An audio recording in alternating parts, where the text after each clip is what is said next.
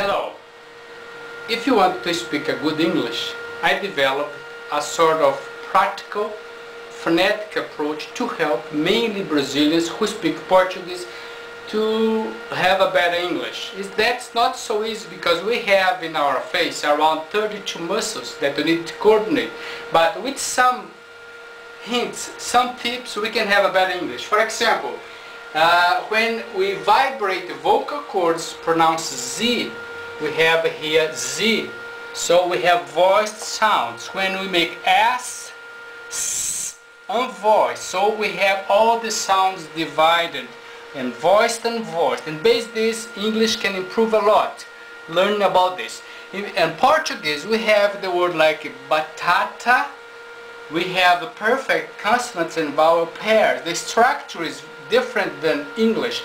We have in Portuguese lots of vowels like goiaba means guava, Cuiabá is a city, and English we have a different structure. We have a language that is very rich in consonants. We have to pronounce world, pure consonants. We have to say girl. So we have to make some effort to pronounce pure consonants. And even in Portuguese, words ending with the Z letters, we pronounce S. We don't have in Portuguese words that end with Z. We say feliz and not feliz. So, and we have to understand some basic change from the language structure. The word chocolate in Portuguese is 4 syllables. When it goes to English, it becomes 2. We say chocolate. Hey, do you like chocolate? So this is important to understand it, and you can have a much better English. For example, here she is, she isn't. This is supposed to be this sound. Or she isn't, she is. We don't make this sound in Portuguese, but in English we have to do this. Was.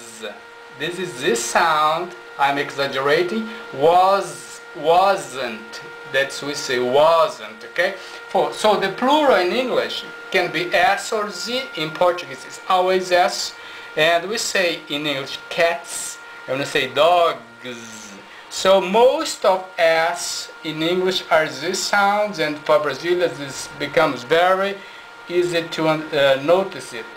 And for the past and the ED, we have 3 options. Go to T when the preceding sound is unvoiced, we say past. When then it's in voiced sound, we go to D, dial, dialed. And when it's in T or D, it's go to it, started. Okay? So if you learn some basic structure like the city, I live in this place, Belém. I lived there 7 years. In Portuguese we say Belém, in English we say Belém, because we say time.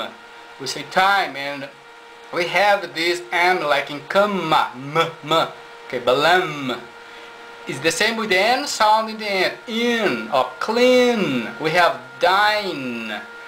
We have in cana, n, in. Okay, so this is some points that Brazilians speaking Portuguese, they can remove their batata from their head and talk almost like native if they dominate good sounds that English requires, okay?